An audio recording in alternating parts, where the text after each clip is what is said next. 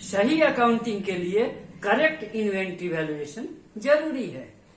Accounting standard के अनुसार inventory valuation होना चाहिए। इन्वेंट्री वैल्यूएशन सीरीज में हम कई वीडियो अपलोड किए हैं, जिनके लिंक डिस्क्रिप्शन में दिया है। वीडियो के अंत में एंड स्क्रीन से इन्वेंट्री वैल्यूएशन सीरीज के सभी वीडियो देखें। इसलिए वीडियो अंत तक देखें, सारे पॉइंट्स क्लियर हो जाएंगे। इसके पहले कई वीडियो में हमने इन्वेंट्री वैल्यूएशन के सिस्टम और टैली द्वारा इन्वेंट्री वैल्यू कैलकुलेशन मेथड के बारे में बताया है। ट्रेडर गुड्स परचेज करते हैं और वही गुड्स सेल करते हैं। उनके पास गुड्स का परचेज वाउचर और सेल वाउचर दोनों ही होता है, लेकिन मैन्युफैक्चरर रॉ मटेरियल्स या कंज्यूमेबल गुड्स परचेज करते हैं। उसे फिनिश गुड्स बनाने के लिए मैन्युफैक्चरिंग प्रोसेस में कंज्यूम करते हैं और फिर फिनिश गुड्स सेल करते हैं। मैन्युफैक्चरर जो गुड्स परचेज करते हैं उसे सेल नहीं करते। उसका परचेज वाउचर होता है लेकिन सेल वाउचर नहीं होता, और जो गुड्स सेल करते हैं उसे परचेज नहीं करते। उसका सेल वाउचर होता है लेकिन परचेज वाउचर नहीं होता। इन दोनों तरह के ऑर्गेनाइजेशन के इन्वेंट्री वैल्यूएशन के कुछ अलग सिस्टम है। कैलकुलेशन का अलग तरीका है। इस बारे में पहले वीडियो में डिटेल्स में बताए हैं। टैली में कैसे इन्वेंट्री वैल्यू कैलकुलेट होता है उसका कुछ अनजानू पहलू के बारे में भी बताए हैं। इसके पहले वीडियो में हम कंज्यूमेबल मटेरियल्स का परचेज बिल एंट्री कर उसके वैल्यू अनुसार कंजम्पशन और स्टॉक वैल्यू का कैलकुलेशन बताया है। लेकिन कुछ केस में गुड्स रिसीव होने के साथ परचेज बिल नहीं मिलता। परचेज बिल बाद में मिलता है और बाद में एंट्री होता है, लेकिन गुड्स पहले ही कंज्यूम हो जाता है। हम इस तरह के ट्रांजैक्शन में स्टॉक वैल्यूएशन का कैलकुलेशन का तरीका डिस्कस करेंगे। यहाँ हम एक गुड्स रिसीट वाउचर दिखाए हैं जिसमें आइटम का रेट और वैल्यू नहीं है। अक्सर सप्लायर अपने डिलीवरी आउट नोट के थ्रू गुड्स भेजता है, जिसमें गुड्स का डिस्क्रिप्शन और क्वांटिटी का डिटेल्स तो रहता है, लेकिन रेट और वैल्यू नहीं रहता है। गुड्स पाने के बाद बायर रिसीट नोट यानी डिलीवरी इन वाउचर में आइटम नेम और क्वांटिटी डिटेल्स एंट्री करते हैं। रेट और वैल्यू ब्लैंक रहता है। बाद में रेट और वैल्यू के साथ इनवॉइस एंट्री होता है। तो आप गुड्स रिसीट नोट एंट्री होने के बाद का स्टेटमेंट देख रहे हैं। यहाँ स्टॉक आइटम मास्टर के ओपनिंग बैलेंस में एंट्री किया गया डिटेल्स सबसे पहले दिख रहा है। फिर गुड्स रिसीट नोट के डिटेल्स दिख रहा है। रिसीट कॉलम में सिर्फ क्वांटिटी का फिगर है लेकिन वैल्यू नहीं है। लास्ट कॉलम में क्लोजिंग बैलेंस का फिगर दिख रहा है। इसमें रिसीट क्वांटिटी ऐड होकर क्लोजिंग स्टॉक क्वांटिटी दिख रहा है, लेकिन ओपनिंग स्टॉक वैल्यू ही क्लोजिंग स्टॉक वैल्यू में दिख रहा है। लेकिन आप क्लोजिंग स्टॉक के रेट के तरफ ध्यान दें तो देख पाएंगे रिसीट क्वांटिटी ऐड किए बगैर सिर्फ वैल्यू ऐड कर क्लोजिंग स्टॉक का रेट कैलकुलेट हुआ है, जो गलत है।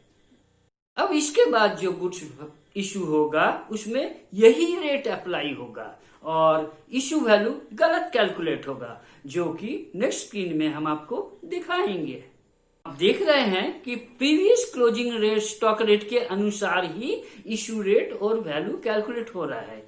क्योंकि प्रीवियस क्लोजिंग स्टॉक रेट गलत था, इसलिए इशू का वैल्यू भी गलत है। आप देख रहे हैं कि previous closing rate stock rate के अनुसार ही इशू रेट और वैल्यू कैलकुलेट हो रहा है। क्योंकि प्रीवियस क्लोजिंग स्टॉक रेट गलत था, इसलिए इशू का वैल्यू भी गलत है। अब इशू यानी स्टॉक जर्नल वाउचर और रिसीट नोट एंट्री होने के बाद का स्टॉक स्टेटमेंट देखिए। मटेरियल्स रिसीट 2 अप्रैल को हुआ है क्योंकि उसका परचेज बिल नहीं आया। मटेरियल्स रिसीप्ट को पेंडिंग परचेज बिल कंसीडर कर स्टेटमेंट के अंत में धकेल दिया है। यहाँ आप इशू वाउचर और क्लोजिंग स्टॉक वैल्यूएशन की अजीब स्थिति देख रहे हैं। इशू वाउचर 1 मई को क्रिएट हुआ था। हुआ है, लेकिन 2 अप्रैल का रिसीट कंसीडर नहीं हुआ है क्योंकि उसे पेंडिंग बिल कंसीडर कर स्टेटमेंट के अंत में धकेल दिया जाता है, वाउचर डेट चाहे कुछ भी हो। इसलिए 1 मई का स्टॉक जर्नल वाउचर में पिछले क्लोजिंग स्टॉक का एवरेज रेट से इशू का वैल्यू कैलकुलेट हुआ है, जैसा कि हम पहले दिखा चुके हैं।